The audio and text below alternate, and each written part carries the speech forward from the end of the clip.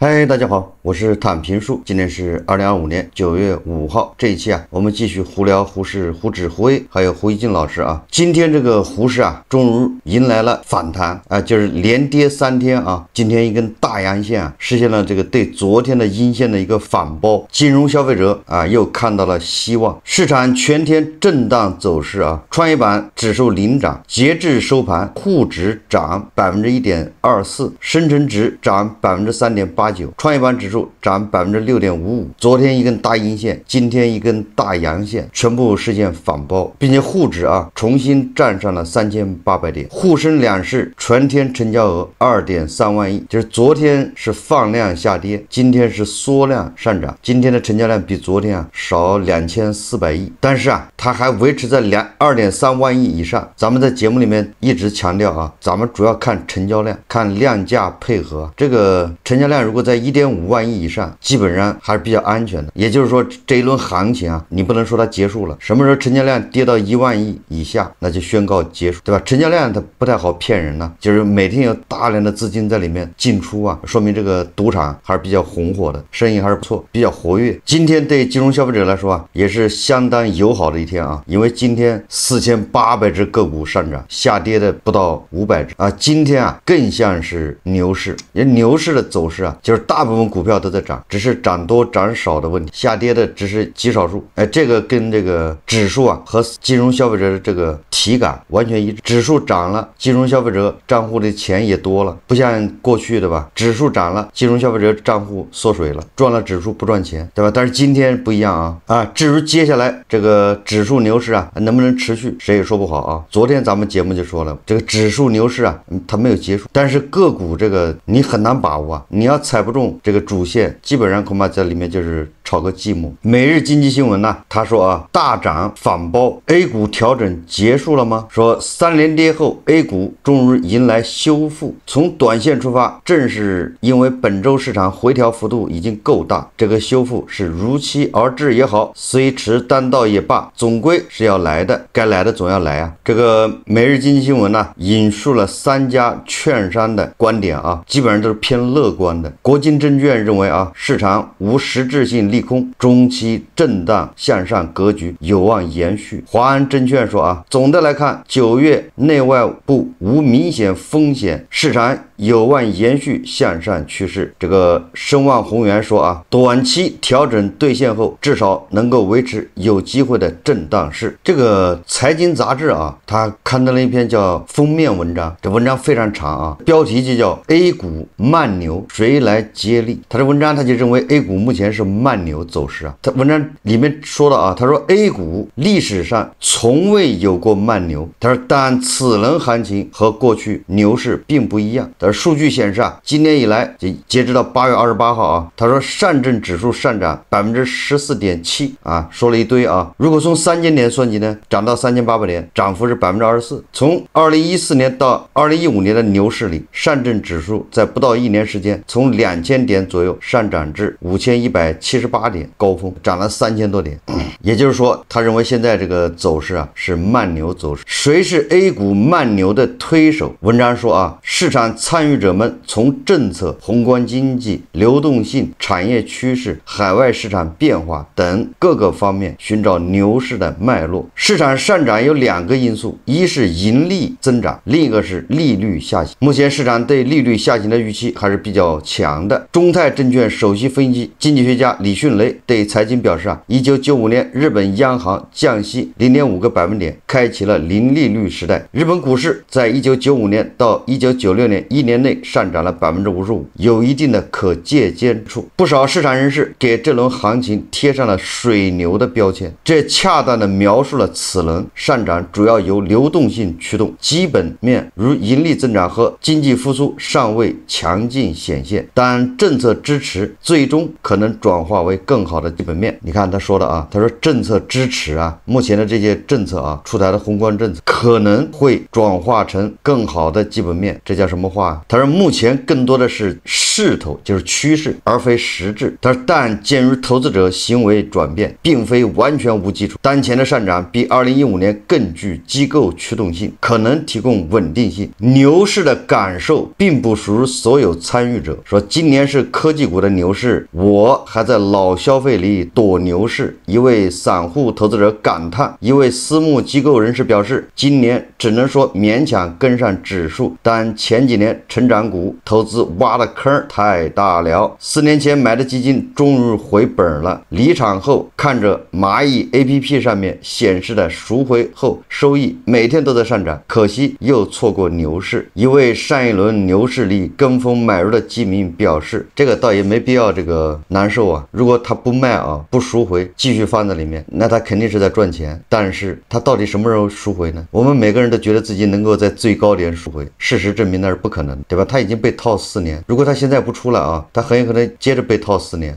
这都完全有可能啊。文章写的很长啊，但是我看水牛就是水牛，它不符合慢牛的特征啊。这个文章刚开始也说了，这个 A 股啊就没有慢牛，他说这一次例外，但是我认为这次也不例外，就是说没有慢牛。一旦啊这上涨的趋势确立，对吧？各路资金一定会蜂拥的涌入啊，一哄而上，最后一地鸡毛。从这2天的走势看啊，前3天对吧下跌，今天缩量上涨反包，这个典型的就是个猴市啊，因为它没有任何什么负面消息，对吧？你看这3天都是彭博社的小道消息，那这么剧烈的振幅啊，这个震动，对吧？你比如创业板昨天跌4个点，今天涨5个点，这种反映了这个参与者啊那种投机心态，就是随时要跑，看谁跑得快，然后回头一看跑错了，对吧？那个虚惊一场，立马回头又买，觉得还有利润呢，还有利益，所以你看又暴涨，就是这种叫猴市啊。为什么根子在哪儿呢？根子就在盈利，也就是上市公司的基本面没有好转，对吧？这个一共100多家金融股啊，也就是银行、券商、保险，还有这个创投类的这些上市公司，一共就100多家，他们的利润占胡市啊5400多家上市公司的一半，后面一半都不，也就是剩下的5300多家上市公司，这在赚，那利润才多少啊？这里面对吧？你还不能算上那些做假账的，什么科技股，什么新能源，什么这个算力 AI 创新药，一大堆的都是讲故事。寒武纪对吧？这个上半年销售额在多少啊？市盈率都5000多倍了。这一轮科技牛它的起点对吧？说来说去跟那个 DeepSeek 还有点关系，这没毛病吧？大家应该能回忆得起来吧？对吧？也或者说 DeepSeek 啊吹响了这个科技牛的这个号角。问题是 DeepSeek 现在怎么样了？还有人提吗？网上有人说啊，说这个 DeepSeek 它的这个流量啊，虽然还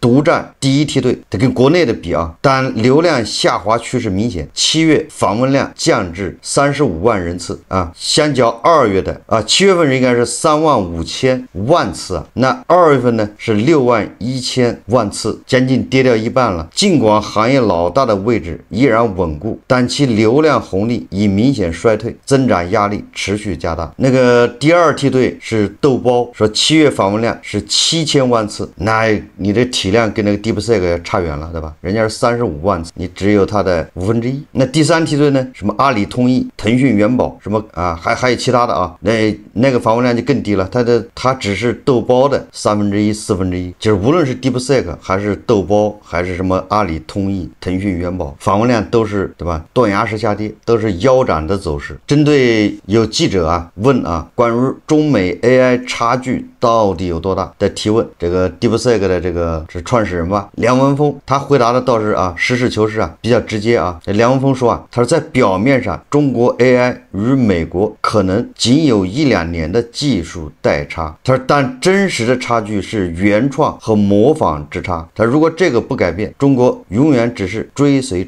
所以有些探索是逃不掉的。那这么说的话，说明梁文峰啊还是比较清醒的，对吧？并没有说冲昏头脑啊。也就是从人工智能这一块，从 AI 这一块也能看出咱们这个科技是什么一个情况。今天晚上还有一篇文章啊，是中国新闻周刊的，他这个文章也非常长，说的是什么呢？说的是存款搬家搬到股市了吗？当然我们就说重点啊，他这个文章认为啊，存款搬家并没有就是这个存款直接搬到股市，也就是在这个咱们这个银行储蓄利率啊趋近于零的这种背景下，而且是说2025年有90亿的这个存款到期啊，就是3年期的啊，都是集中在这个时候到期。那么有很多高净值客户啊，他的存款就从存款变成理财产品，而这理财产品里面就有部分是买的权益类的，对吧？它很多理财产品是混合的，有这个债券，对吧？有这个债基的，有这个什么权益类的，还有债券类和权益类混合的，还有这个货币基金的等等啊，根据各种这个偏好设计的这种产品的这么叫做风险，对吧？各种风险和收益，这个叫收益啊不一样的这种产品。他的文章说啊，他说人们越来越爱存钱的背景下，居民存款减少1.1万亿元，这一数据显得很罕见，这也引出疑问。他说存款究竟搬家到了哪里？而市场已经在估算这一轮存款搬家可以为股市提供多少弹药。说中信证券认为，一方面2018年以后啊，国内居民部门积累的超额储蓄已超过30万亿元，其中2022年以后形成的5万亿超额储蓄因形成时间较短，居民配置意愿更灵活，更可能在短期内转化为消费或投资基金。另一方面，从存款到到期角度看，他说2025年预计有90万亿以上的存款到期，假设其中5%到10%的资金会寻求更高收益，那么流出的规模可能达到4.5万亿到9万亿。那这个追求更高收益的这个5万亿到9万亿这个钱吧，很有可能就会借到这个理财产品啊，流入股市。所以说这个综合来看，本轮存款搬家从存款中流出的资金规模或在5万亿以上，也就是它一个算法，不是说现在啊，是说未来这个存款搬家要给股市要搬来5万亿的这个资金。怎么说呢？我认为有可能吧，因为它90万亿到期啊，那总有人他受不了这个，你在接下来3年期的那个存款恐怕只有1.3%了。我说了嘛，咱们这个存款利息是无限接近于零，那他总有人会拿出一部分出来去尝试一下那些风险稍微高一点的，对吧？风险等级啊高一点的那些理财产品，那里面就有很多钱进入股市的。那你假设有10%的话，那就9万亿，对吧？如果5%呢，那就是4.5万亿、5万亿，按5%算吧，5%不算多吧，那就差不多有5万亿要流入这个股市，这是有可能的啊。那这个也只能说资本市场的资金面相对充裕，流动性啊相对充裕，但是什么事情都不能刻舟求剑，说来说去还是要有赚钱效应。如果说股市没有赚钱效应，谁也不会傻说非得去往股市配置，对吧？非得去买那些高风险的理财产品。所以说5万亿纯粹也是一种理论上的，如果你有很好的赚钱效应，那恐怕就不止5万亿，对吧？如果没有赚钱效应，都是亏钱，就像2024年、2023年那个基金啊，公募基金赔了好几万亿啊，对吧？很多人买了公募基金，一赔40%，买基金都能赔40%，那你说谁还去买基金呢？不一个道理吗？今天在网上看了一个视频啊，我们经常会接到很多诈骗电话、缅北电话，还有各种推销电话，防不胜防，不厌其烦。有个网友啊，让自己家的猪啊跟这个诈骗电话或者这推销电话沟通，效果基本上一样。大家看视频啊。喂，你好，先生，我是10086人工客服，工号5471，请问这个账号您最近还在使用吗？是这样的，这边中国移动为了回馈老客户，赠送您每月实际流量和100分钟免费通话时长，您这边呢还是保持您的月均消费就可以了。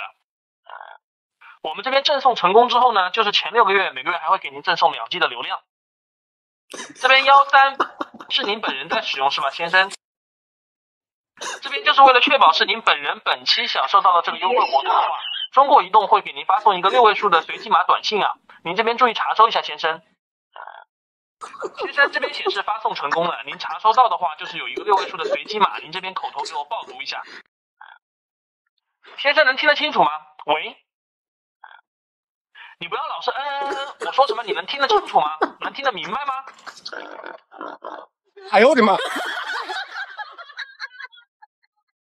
我们再看看这个胡锡进老师啊，这个胡锡进老师好像有点飘啊，他今天写了一个评论啊，他这个评论呢很有意思，是关于阅兵啊对美西方的这种就是反应啊，就是美西方的这些智库媒体对阅兵的一个反应。胡锡进老师在网上发现这个美国外交政策杂志最新发表了一篇文章，这个美国的外交政策杂志啊，这么说吧，就是美西方的媒体里面，对吧？你就同样一件事情，你能找到说它好的，你当然也能找到说它不好的，这是美西方媒体的特点。它跟那个俄罗斯的媒体或者是印度的媒体不一样，对吧？俄罗斯媒体、印度媒体它是一边倒，就一个声音，这个大家都已经熟悉了，见怪不怪，对吧？你不允许有不同的声音，有不同的声音，那就寻衅滋事啊。所以胡锡进老师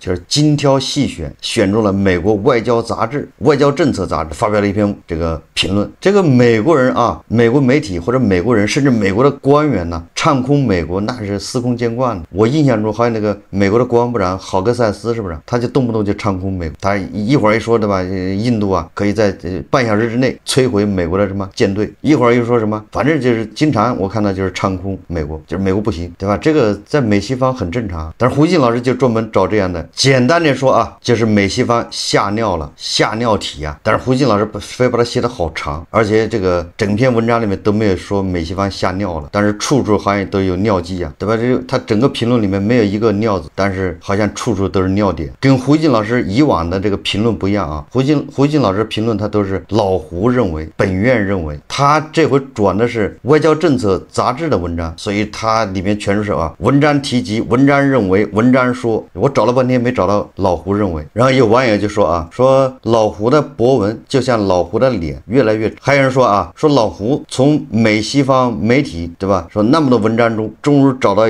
一篇对自己口味的文章，适合自己口味的文章拿出来进行宣传，借着这个外交政策这个杂志的嘴说自己的话。甚至还有网友说啊，说没看出老胡高级黑吗？是在进行捧杀。实际上啊，这个大家都知道，过分强调美西方的惊慌感，也就是吓尿了，实际上是加剧国际社会对大国的误解，甚至为大国威胁论提供了口实，是自己给自己增加障碍，是这个吴京的这个战狼的一个变种和延续。胡锡进老师也忘了一种智慧啊，对吧？也是咱们这个古代的军事思想的一种叫智慧的结晶啊，叫不战而屈人之兵。好，这期节目咱们就聊到这里，感谢大家收看。如果喜欢我的节目，欢迎订阅转发，也可以在下方留言评论，谢谢大家。